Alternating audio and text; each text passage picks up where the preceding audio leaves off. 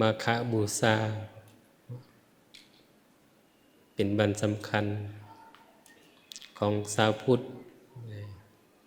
ฉะนั้นที่เรามาปฏิบัติธรรมเนี่ยก็มาปฏิบัติเพื่อบูชาคุณพุทธเจ้าขึ้นว่าปฏิบัติบูชาเพราะฉะนั้นก็สิเกี่ยวของหน่อยหนึงสิบอกให้ฟังหน่อยหนึงเนาะวันมาฆบูชาเป็นวันที่พุทธเจ้าหลังจากเพิ่นตรัสรู้เป็นพระสัมมาสัมพุทธเจ้าเดือน6เพ็งเพิ่นก็เพิ่นว่าไปได้จาริกไปสอนปัญจวัคคีย์แล้วก็ปัญญาโกฏทัญญะก็บรรลุโสดาบันหลังจากนั้นก็ได้มาเดือน3เพ็งนี่เป็นพอดีเดือนที่9ที่เพิ่นตรัสรู้หลังจากเดือน6เพ็งก็มาวันมาแสดงธรรมจักรกับพระปัฏฐานสูตรเนี่ยต่อมาก็มาเดือน3เพ็งเดือน3เพ็งเป็นวันพระสงฆ์ธรรมาฆบูชาซึ่งเพิ่นได้พักอยู่วัดเวฬุวันประเทศอินเดียพอได้เนเคยไปประเทศอินเดียก็จะได้ไปเห็นสถานที่ที่พระเจ้าพิมพิสารเป็นได้ถวายพุทธเจ้าเคยไปอินเดียจะเห็นเพิ่นจะพาไปเที่ยวฉะนั้นเดือน3เพ็งนี่มันเป็นเหตุการณ์ที่เพิ่นพุทธเจ้าได้ให้พระสงฆ์พระอรหันต์ทั้งหลายเนี่ยไปเผยแผ่พุทธศาสนาพอดีฮอดเดือน3เพ็งบรรดาพระทั้งหลายหั่นก็ระลึกถึงพุทธเจ้าก็ย้อนว่าในศาสนาพราหมณ์เดือน3เพ็งนี่เป็นวันสำคัญของศาสนาพราหมณ์เขาก็บูชาคือเดือน3เพ็งพวกพราหมณ์ทั้งหลายพอดีพระอรหันต์ทั้งหลายที่มาบวชพระพุทธเจ้าเปลี่ยนจากศาสนาพราหมณ์มาถือพระธรรมวินัยพระพุทธเจ้าก็เลยว่าเขาเปลี่ยนการนับถือเขาก็มากราบพุทธเจ้าเดือน3เพ็งนั้นก็จริงพากันมาแต่ว่ามากราบพุทธเจ้าบ่ได้นัดกันมาโดยต่างคนต่างมาบ่ได้บอกกันคือซึมเฮาเลยซึมเฮานี่โทรบอกกันมาเด้อแชทบอกกันใช่ไหมมาเด้อก็ยังบ่อยากมาเนาะเอิ้นมาก็บ่อยากมาซึมเฮานะเอิ้นไปเด้อไปปฏิบัติธรรมหลัก38โอ้ยอันแก่ตัวเด้เนาะแก่จังได๋ย่านหมู่เสียใจโอ้ขนาดสุดแต่อยากไปหักค่าเด้ที่จริงตั้งใจบ่อยากมาหั่นแหละแต่ว่าแก่ตัวแบบบัวบ่ให้ซ้ำน้ำบ่ให้คุณเนาะโอ้กันก็เลยบ่ค่าก็เลยก็สิไปกันตั้งใจว่าสิไปอยู่หักค่านั่นค่านี่ที่จริงบ่อยากมาคันผู้อยากมานี่ค่าก็มาเลยผู้อยากมาค่าก็มาฉะนั้นจึงว่าพระอรหันต์ทั้งหลายได้เพิ่นนึกถึงพุทธเจ้าก็เลยพากันมาต่างคนต่างมา 1,250 องค์พระอรหันต์มารวมกันมาแต่ไส1,250 องค์มาจากลูกศิษย์ของสดิน3พี่น้องที่พุทธเจ้าประเทศโปรดเอาได้แต่ก็มาจากอื่นแน่เนาะ สดิน3พี่น้องกันผู้เป็นอ้ายมีลูกศิษย์500คนผู้กลางมีลูกศิษย์300ผู้น้องชายหลามีลูกศิษย์200รวมกันเป็นพันเนาะแล้วก็บวกกับผู้อื่นที่พุทธเจ้าประเทศเอา1,250 องค์มาโดยที่บ่ได้นัดหมายแล้วก็พระสงฆ์ที่มาหันเป็นพระอรหันต์ทั้งหมดแล้วก็เป็นพระสงฆ์ที่พุทธเจ้าบวชให้เองแล้วก็กงกับเดือน3เพ็ญ4เหตุการณ์ที่พร้อมกันวันมาฆบูชาเดือน3เพ็ญเพราะฉะนั้นในเวลามาหันรวมกันพุทธเจ้าจึงแสดงธรรมให้ฟังแล้วก็เพื่อเอิ้นว่าโอวาทปาติโมกข์แสดงโอวาทปาติโมกข์ให้พระทั้งหลายได้ฟังเพื่อเอาไปปฏิบัติข้อที่1เลยแม่นพุทธเจ้ากล่าวว่าบ่ให้พากันเฮ็ดบาปทั้งหลายทั้งปวงบ่ให้เฮ็ดบาปเฮ็ดกรรมข้อที่2หั่นให้พากันสร้างกุศลให้ถึงพร้อมโดยกุศลและข้อที่3หั่นให้พากันชำระจิตใจ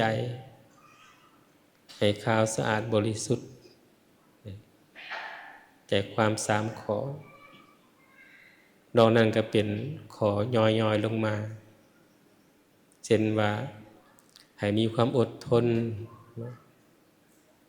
ให้เข้าถึงพระนิพพานให้เป็นผู้สงบให้เป็นผู้ที่บ่เฮ็ดบาปทั้งปวงการบ่เว้าร้ายการบ่ว่าร้ายเห็นว่านี่คือขอย่อยๆลงมาหลายข้อเพราะฉะนั้นขอหลักเลยแม่น3ข้อเนี่ยฉะนั้นบ่ให้กระทำบาปแต่ว่าคันเฮาบ่ได้ศึกษาบ่เข้าใจในธรรมในวินัยธรรมของพุทธเจ้านี่เฮาก็บ่เข้าใจเฮาก็เฮ็ดของเฮาเฮ็ดบาปแน่เฮ็ดบุญแน่ปนกันเห็นบ่ไม่ออกก็สิถามว่าแต่ละมื้อเนี่ยเฮาเฮ็ดเวียกเฮ็ดงานเลี้ยงอยู่เลี้ยงชีพเลี้ยงครอบเลี้ยงครัวก็มีอยู่มีกินบ่บุญก็อยากได้เด้ชีวิตก็ต้องเลี้ยงเฮ็ดจังได๋สิบ่ได้ฆ่าสัตว์ตัดชีวิตบ่ศีลข้อที่1เลยปาณาแต่ว่ามันก็มีวิธีเนาะหลีกเลี่ยงได้คือกันนะคันเฮาฉลาดเฮาก็ปฏิบัติได้บ่ฆ่าสัตว์ก็เลี้ยงชีพได้นี่ว่าต้องใช้ปัญญาของพระพุทธเจ้าที่เฮาปฏิบัติเฮาก็สามารถเลี้ยงชีพได้อยู่ได้ปฏิบัติได้เพราะฉะนั้นบาปในที่นี้เพิ่นหมายถึงว่าอยู่ในบ่ให้ทำบาปด้วยกายบ่ให้ทำบาปด้วยวาจาบ่ให้ทำบาปด้วยใจ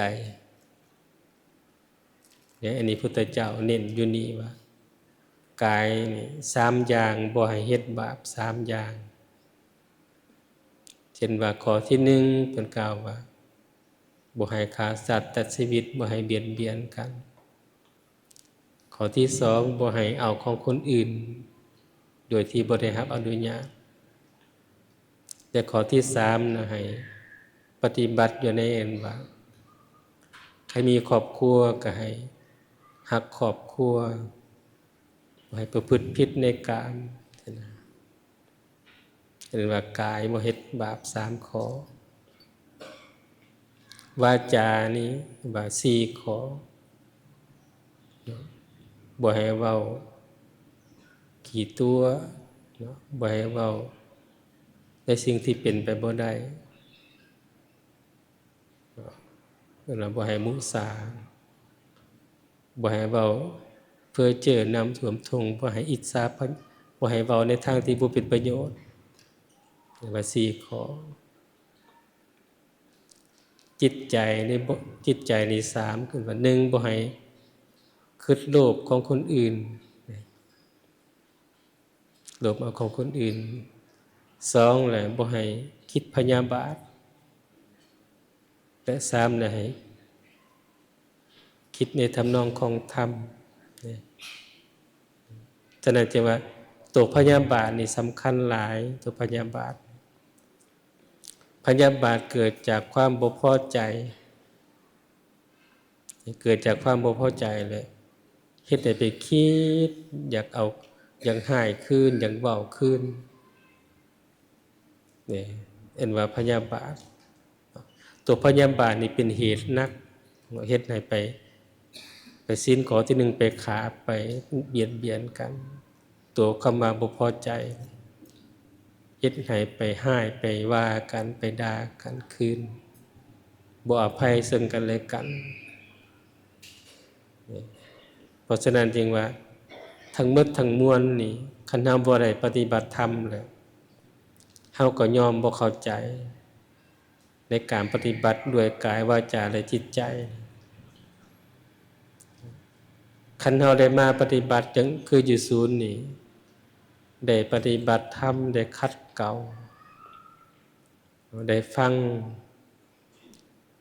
ธรรมแต่ละมือมันก็ไปชำระล้างจิตใจเฮาได้ชำระล้างจิตใจเฮาได้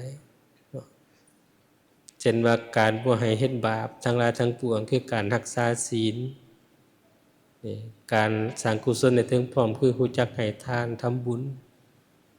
แล้วก็รวมในกุศลกรรมบท10อย่างในการสำระจิตใจครับสารคือการปฏิบัติคือภาวนาเดี๋ยวเพื่อจึงสรุปว่าทานศีลภาวนาใน3ข้อใหญ่ๆนี่เฮาจะต้องได้ปฏิบัติทานก็ให้ทานศีลก็พากันปฏิบัติในศีลภาวนาตัวปฏิบัติธรรมกรรมฐานก็ให้เฮ็ดได้หลายสมัยซุมื้อนี้ชาวพุทธเฮานี่ให้ทานนี่หลายให้ทานนี่ได้ 100% ผู้ใดก็มักให้ทานต่อมารักษาศีลนี่ได้ประมาณ 70% รักษาศีลต่อมาปฏิบัตินี่ได้มีแต่ 30%หรือบ่ฮอดซ้ำผู้ปฏิบัตินะประมาณอยู่ก็ได้30นี่ยังดีเด้เนาะฉะนั้นมากวดเบิ่งซุมเฮานี่เนาะระวังให้ทานนี่เฮาได้ 100% แล้วศีลของเฮาเด้บัดรักษาได้ปฏิบัติได้จักเปอร์เซ็นต์บ่เว้าซะรักษาเนาะเว้าว่าปฏิบัติได้จักเปอร์เซ็นต์เมื่อกวดคืนเด้อตัวปฏิบัตินี่เฮาปฏิบัติจักเปอร์เซ็นต์นี่คันกวดคืนเห็นแล้วแหละจังมาแก้ไขบัดแก้ไขเหตุของมันก็จังดำเนินต่อในการปฏิบัติเพิ่มภาวนาเข้าไปได้หลายเพิ่มปฏิบัติเข้าไปได้หลายเป็นหยังจริงว่าปฏิบัติมีน้อยก็คือจังซี่แหละนี่เนาะหามาปฏิบัตินี่เพียงแต่7มื้อแต่กลับไปเฮือนเนาะเดือนหนึ่งมี30มื้อแต่ว่าหามาปฏิบัติอยู่นี่7มื้อก็ยังไข่อยู่ได้หั่นคันได้มาทุกเดือนนะอันนี้บางคนในปีหนึ่งจังมา7มื้อ365วันมาแต่7มื้อไอ้น้อยขาดไปจักมื้อแล้วหั่นจริงว่าการปฏิบัติน่ะน้อยนะก็มาเฉลี่ยเบิ่งการปฏิบัติน่ะน้อยแต่ว่าการให้ทานเฮาน่ะเฮ็ดให้ทานตลอดเฮ็ดได้ให้ทานศีลก็ปฏิบัติได้พอสมควร ตัวปฏิบัตินี้อยากน้อยฉะนั้นการทำอะไรขึ้นว่าเฮาอายุสำนีแล้วเฮาสิไปทางใดเนาะทางไปมีหาเส้นมีหาทางที่หนึ่งไปอบายภูมิสี่ทางที่สองไปเป็นมนุษย์ทางที่สามไปเป็นเทวดาที่สี่ไปเป็นพรหมที่หาเขานิพพานนี่คือเส้นที่เราจะต้องเดินเส้นที่หนึ่งนี่เราบ่ไปแล้วอบายภูมิสี่ไปเป็นนรกไปเป็นเทพอสุรกายบ่ไปเริ่มจากเส้นที่สองว่าไปเป็นมนุษย์ให้เป็นมนุษย์สมบูรณ์พัฒนาจากมนุษย์นี้ไปจึงสิไปเทวดาสวรรค์อินทร์พรหมเขานิพพานเป็นจุดศูนย์กลางของเฮาเลยแม่นตอนนี้ปัจจุบันนี้นะซึ่งเฮาคิดเอาบัดนี้โอกาสกับตอนนี้เนาะฉะนั้นสิไปเล่าโอกาสว่าสุดหน้าเทื่อหน้ามื้อหน้ายากเนาะยากฉะนั้นจึงว่าโอกาสของเฮาน่ะคืออยู่ปัจจุบันนี่แหละเฮามีโอกาสให้พากันใส่ความเพียรวิริยะความขยันหมั่นเพียรในการปฏิบัติให้หลายแล้วก็ได้มาแล้วก็ตั้งใจปฏิบัติให้เต็มที่ให้มันต่อเนื่องบ่ขาดวรรคขาดตอนเฮาจังสิก้าวไปข้างหน้าได้สิก้าวไปข้างหน้าถูกต้องสิก้าวไปข้างหน้าเอิ้นว่าแบบบ่เสียเวลาที่ผ่านมาเนี่ยเฮาเสียเวลาหลายกับสิ่งที่เฮาปฏิบัติมาเช่นว่าบางคนก็ไปล้อไปให้ทานไปทำบุญแต่บ่ได้ปฏิบัติบัดนี้นี่ใครมาเอาปฏิบัติให้เพิ่มขึ้นได้หลายปีนกันบัดนี้จากว่าให้ทานหลายบัดนี้มาปฏิบัติหลายบัดเพิ่มตัวนี้ขึ้นคันปฏิบัติข้อที่3ได้ปึ๊บนี่การให้ทานสร้างกุศลการรักษาศีลได้เบิดบัดนี้สบายคันผู้ใดปฏิบัติธรรมได้บ่ได้ไปรักษาศีลได้ศีลมารักษาเฮาบัดนี้เฮาอยู่ซื่อๆมีเฮ็ดหน้าที่ปฏิบัติหน้าที่แต่ละมื้อแต่ว่าศีลจะมารักษาเฮาหมายถึงว่าศีลรักษาเฮาจังได๋เฮาปฏิบัติธรรมเข้าใจธรรมมีธรรมในใจมีสติสัมปชัญญะสติที่มาเฮ็ดหน้าที่ควบคุมกายควบคุมวาจาควบคุมจิตใจเฮาสิเฮ็ดหยังสติก็มากำหนดรู้เฮาสิเว้าหยังสติก็มากำหนดรู้เฮาจะคิดหยังสติก็มากำหนดรู้ในเมื่อสติมากำหนดรู้ปั๊บเนี่ยมันจะบอกว่าอันนี้ควรอันนี้บ่ควรอันนี้ปล่อยวางอันนี้เป็นดำเนินต่อมาจะว่าเป็นการฮู้แบบผู้ปฏิบัติธรรมฮู้นี่เพราะฉะนั้นจึงว่าเฮาสิติงเฮาสิว่าหยังเฮาสิคิดหยังนี่มันเป็นไปโดยธรรมเป็นไปโดยอันว่าความถูกต้องเนาะตามมรรคมีองค์8ที่เฮาปฏิบัติมาจริงว่าศีลมารักษาเฮาคือสติมากำหนดรู้การเคลื่อนไหวของกายวาจาและจิตใจจริงจังให้ซึมเฮานี่เข้าสู่การปฏิบัติให้หลายเพิ่มเวลาขึ้นให้หลาย ให้ต่อเนื่องในการปฏิบัติเพราะว่าซุมเฮานี่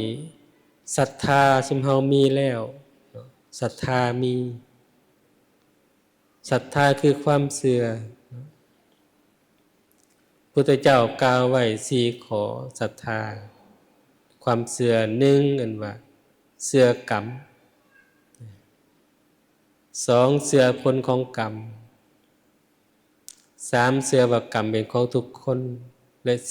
4เชื่อการตรัสรู้ของพุทธเจ้า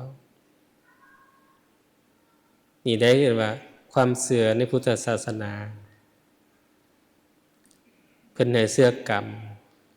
เชื่อกรรมของไผเชื่อกรรมของเฮาเองเป็นหยังที่ว่าจังซั่นเพราะว่ากรรมคือการเฮ็ดการกระทำคันว่าผู้ได้เฮ็ดหยังแล้วก็ผลของกรรมก็ได้ตามผู้เฮ็ดผู้เกี่ยวเฮ็ดเองผลกรรมเป็นเฮาเป็นผู้รับผิดชอบพระจึงกล่าวว่ากรรมดีก็ตามกรรมบ่ดีก็ตามผู้ใดเฮ็ดผู้นั้นย่อมได้รับผลของการกระทำผลของกรรมและพระพุทธเจ้ากล่าวว่าจังซี่เพราะฉะนั้นจึงว่า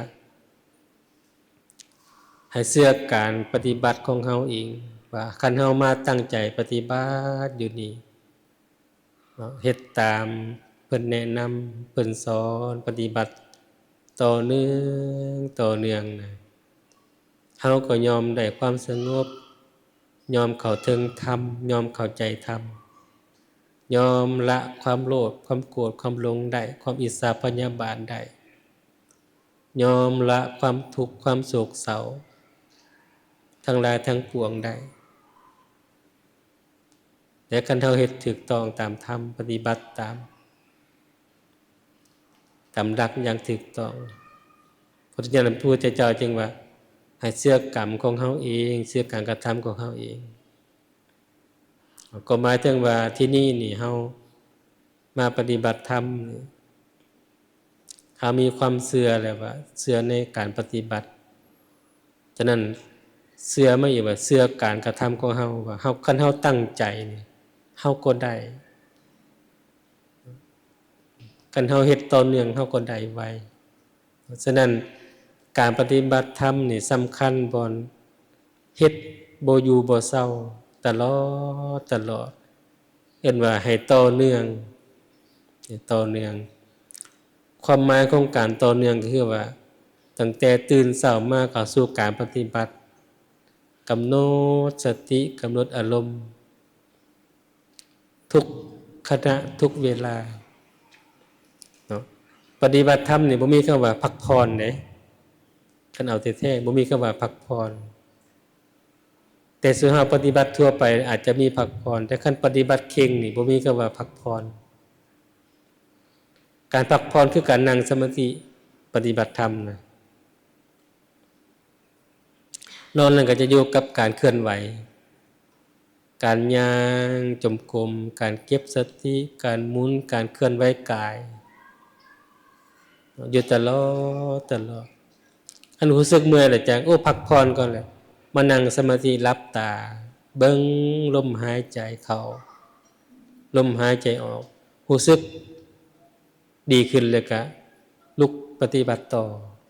ได้บ่มีคำว่าโอ้พักผ่อนกินข้าวได้นอนเว้นก่อนบ่มีการปฏิบัติแท้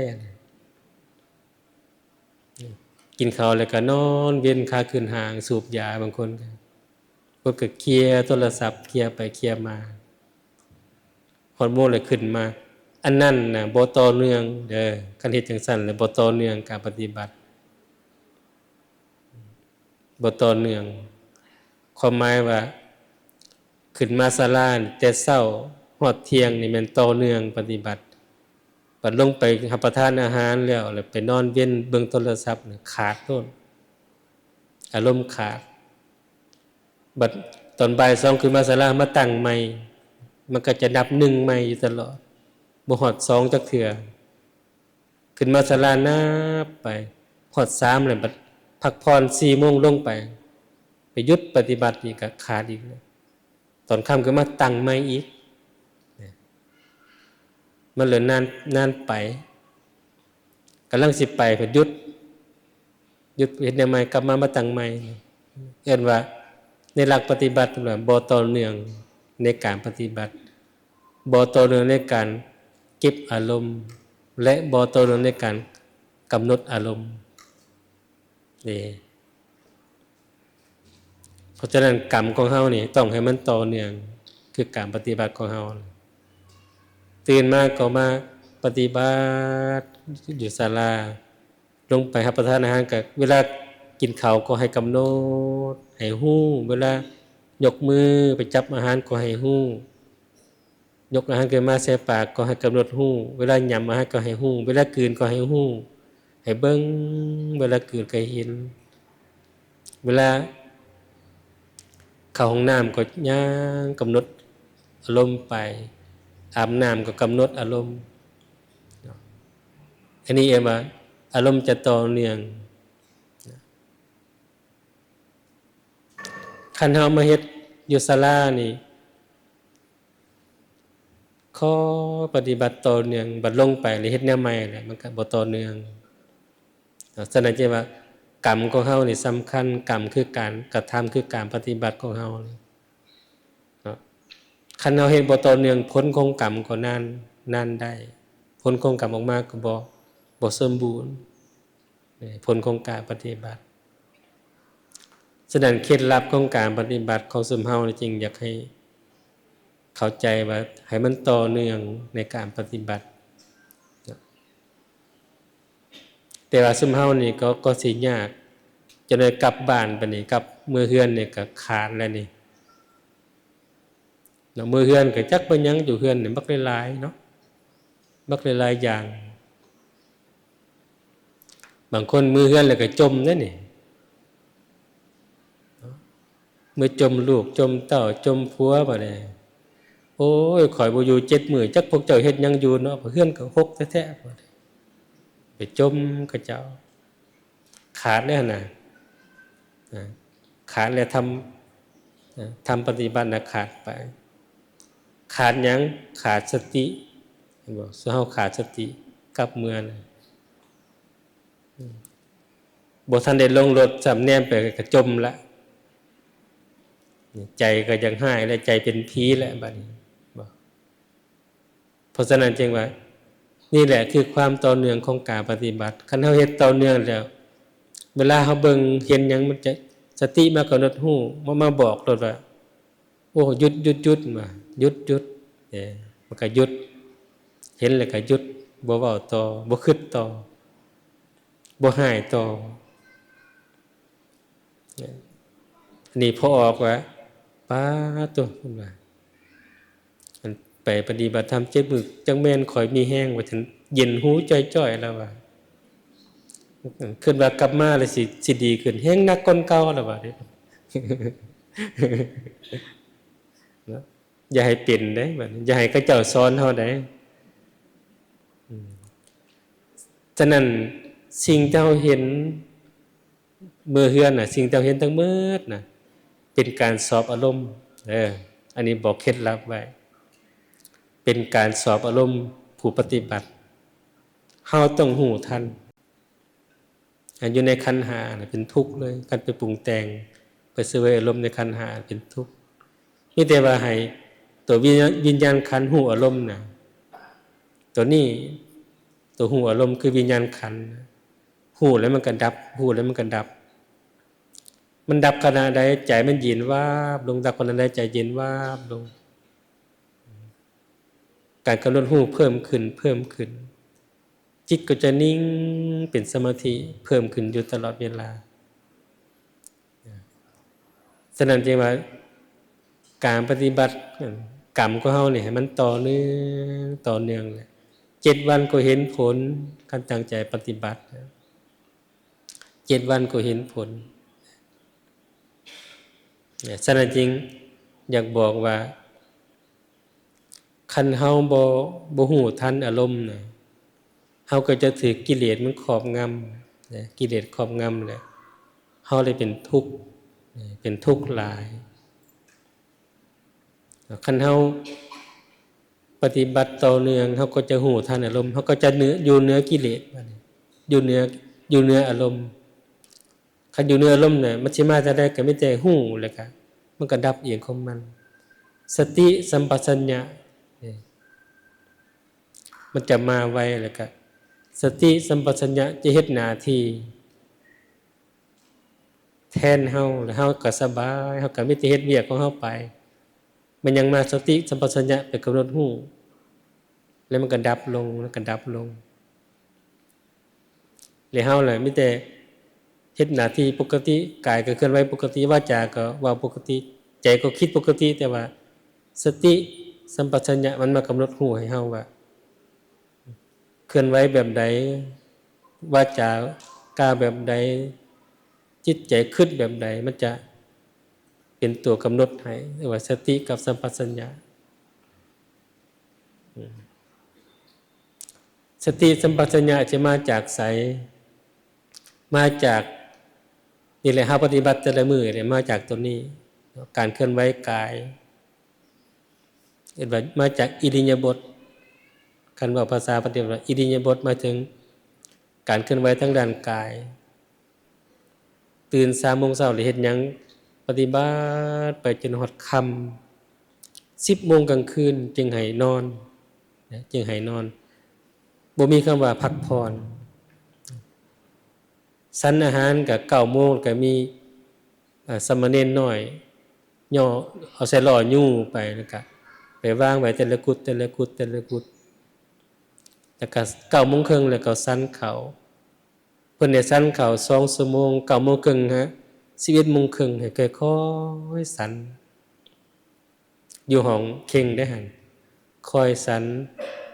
นั่งสันคันเมื่อยแล้วก็ลุกย่างก่อนย่างจมกรมย่างจมกรมแล้วเมื่อยมากราบกรรมฐานมาเก็บสติแล้วจังคอยสันต่อแต่บ่ให้เกิน12 โมงสันเขาอยู่ผู้เดียวนะเพราะหลักการของการสันก็คือประสงค์ก็บ่ให้เกิน12 โมงสันได้ตลอดฉะนั้นเขากรรมฐานจังคอยสันเขาเมื่อยแล้วก็ลุกย่างก่อนย่างแล้วมานั่งสมาธิจังกลับมาสันใหม่2 ชั่วโมงครึ่งคอยสันไปทำบิดเนี่ยให้บ่ได้สันเขาเนี่ยให้ว่าห้วยเฮาคือมาทุกข์แท้มันฟุ้งซ่านหลายเวลาสันเขาจิตมันสิฟุ้งหลายนี่แม่น1ตอนสันเขา2ตอนอาบน้ำจิตมันจะฟุ้งหลายฉะนั้นสันเขานี่ทรมานหลายมันนึกในใจป้าตัวเฮานี่มาถูกทางอยู่บ่นี่อยู่วัดดีๆสบายๆแล้วมาทุกข์มาทรมานพระอาจารย์ว่าเอาสู้ๆพุ่นว่าบึงหามถอยสิว่าเด้สู้ทุกข์ก็อดเอาผ่านไป3 เดือนเดือนที่4ยังสามารถรู้สึกตัวได้ไวขึ้นเนี่ยค่อยอารมณ์ค่อยไปตามเส้นได้แต่ค่อยสบายจึงอยู่ได้ฮอดปีหนึ่งอยู่ในห้องกรรมฐานห้องเข่งอารมณ์มันผ่านเลยก็รู้สึกว่าเวลามันไวหลายปฏิบัติไปตื่นมาแต่เช้าฮอดกลางคืนบ่อยากนอนในบัดนี้บ่อยากนอนย้อนว่าเวลาเฮามีน้อยเนี่ยอยากคุณเคียวปฏิบัติแต่พระอาจารย์ก็ว่าต้องนอนฮอดโมงเลยต้องนอนเป็นหยังจึงให้นอนเพราะว่าเฮาสิอยู่ไปตลอดชีวิตของเฮาบ่ฮู้มื้อใดฉะนั้นให้บริหารเวลาเพื่อขันธ์หาบริหารขันธ์หาให้มันเป็นปกติขันธ์หาบ่ปกติมันก็เป็นทุกข์มันก็สืบต่อการปฏิบัติยากความหมายว่าขันธ์กายบ่แข็งแรงการสืบต่อปฏิบัติก็เฮ็ดให้บ่ต่อเนื่องก็เฮ็ดให้ลำบากการที่เข้าถึงสิ่งที่เฮาตั้งไว้ก็ช้าก็ยากฉะนั้นจึงว่าการบริหารขันธ์หาหรือว่าการบริหารกายนี่ก็สำคัญต้องแบ่งเวลาให้เหมาะสมตามฐานะตามอัตภาพเลยบริหารเวลาเนี่ยผู้เฒ่าเนี่ยก็จะเป็นแบบหนึ่งผู้เฒ่านี่เมื่อยไว้แต่นานเศร้าผู้หนุ่มนี่เมื่อยไว้แต่เศร้าไว้แม่นบ่อันนี้เว้าเจ้าของเองเด้นี่ตอนยังหนุ่มๆนี่บ่ย่านไปปฏิบัติตอนนั้นยัง ยังใครแต่ว่าหนุ่มเนาะบวชได้สองพรรษาเลยไปปฏิบัติยังหนุ่มอยู่แห้งยังโอเคอยู่เนาะบัดมาเดี๋ยวนี้นี่เมื่อยไว้แต่3 มื้อจังเซาเมื่อยได้เนาะร่างกายมันบ่คือเก่ายังใครแต่ว่าเฮาได้ฝึกสมาธิเนี่ยสมาธิซอยได้ซอยการบำบัดให้เซาเมื่อยไว้ได้มีพลังไว้ได้แสดงจริงว่าเวลาเฮาพักผ่อนนี่ด้วยการนั่งสมาธิแล้วมันจะเสริมพลังให้เฮาได้หลายฉะนั้นผู้ปฏิบัติธรรมจริงๆเพิ่นจะสามารถบริหารขันธ์ห้าบริหารกายได้และก็สามารถบริหารเรียกว่ากำลังให้พอเหมาะพอดีได้ด้วยการฝึกสมาธิการนั่งสมาธิบางมื้อก็เมื่อยอยู่แต่มาย่างกลับไปกลับมากลับไปกลับมาแล้วก็มีพลังบางมื้อก็มากราบกรรมฐานแล้วก็มาเก็บสติแล้วก็มานั่งเบิ่งลมหายใจเฮ็ดให้เสริมพลังได้ไวจะได้การปฏิบัติเนี่ยมันจริงอาศัยเอิ้นว่าการบริหารขันธ์ห้านี่ก็ให้เป็นให้สลัดบริหารฉะนั้นอยู่ไปเดือนที่6คอยเห็นคอยฮู้สติคอยมาฮู้ทันอารมณ์นะ6 เดือนนี้หลวงพ่อจะเอาหมอมากวดเช็คผู้ปฏิบัติธรรมมาซักยาเฮาก็ไปนั่งถาหมอกวดนั่งเพื่อก็ให้กำหนดอารมณ์กำหนดรูปนามขันธ์ห้ากำหนดอารมณ์6นั่งไปนั่งมามื่นตาแล้วก็เห็นนั้นมันดับแวบลงดับแวบลงดับแวบลงเห็นความคิดดับเบิ่งตอนหมอกวดก็เบิ่งก็เห็นเขาดับเกินดับกวดแล้วย่างมาห้องก็ย่างก็เห็นบัดนี้เห็นอารมณ์เกินดับมันน่ะเห็นจนกว่าจะนอนก็ยังเห็นอยู่ตื่นมาก็สืบต่อหูอารมณ์อยู่เห็นอารมณ์ตาเห็นรูปกับหูว่าหูเห็นเป็นรูปเป็นนามครูได้ยินเสียงกันเป็นรูปเป็นนามมาสั่นเข่าก็เห็นเป็นรูปเป็นนามหลวงพ่อเอาสืบต่อมันมาสืบต่อจังอยู่ได้พอสมควรครบปีหนึ่งจะได้ออกจากห้องกรรมฐานจะได้มาอยู่นำยทานสลีเด้มาอยู่นำยทานสลีฮะไปอยู่หันเป็นก็บอกว่าอัญญาบ่ไปไสอยู่ซอยกันก็เลยอยู่แต่บัดต่อมาหันอยู่นำกันกับแม่พระแม่ทองแก้วก็ไปปฏิบัตินำอยู่นาคูนนั่นแหละแต่เป็นก็ลงไปอยู่ใต้หลังจากนั้นก็ขึ้นมานะยทานสลีก็ว่าแม่ทองแก้วมาอยู่เวียงน้ำอาตมาเนี่ยจังใกล้ก็ได้มาซื้อดินอยู่นี่ก็เลือกไล่บอนได้ว่าแต่ละบอนบุญบ่สัมพันธ์เนาะอยู่นี่บุญสัมพันธ์กันก็เลยได้มาอยู่นี่อาตมาก็ได้เห็นว่าเป็นธุระให้ในการเฮ็ดเอกสารแลนเส้นหนังสือเพื่อจึงได้อนุมัติปี2010เนาะอนุมัติญาทานบวกค่ำบุพภาวงศ์อยู่ถาดฝุ่นเพิ่นเป็นประธานปสนครหลวงกันเพิ่นก็สิฮู้แหละเนาะเพิ่นก็เลยว่าอาจารย์ชีทนอยู่ไสหนังสือศูนย์หลัก38เอามาพี่เพิ่นเอาไปเลยว่ามาสิเซ็นให้มาเลยเพิ่นก็เซ็นให้ได้เซ็นให้บ่ดนน่ะเพิ่นก็เสียญาทานเพิ่นก็เสียเด้หลังจากเฮาได้หนังสือไประยะหนึ่งเพิ่นก็ไปตามอัตภาพนี่อันนี้เราให้ฟังว่าสิ่งที่เราได้มานั่งสบายอยู่นี่นะนี่แม่ทองแก้วแม่ไม้แม่พุทธนี่แม่มณีสดนี่บ่ได้สบายเด้กับอาตมานะ บ่ได้สบายคือสุเฮามานั่งเดี๋ยวนี้ได้พักกันค้นคว้าได้พักกันว่ากระทำหน้าที่ เพื่อจะได้มาจึงให้เป็นสถานที่ที่ถูกต้องสมบูรณ์ครับ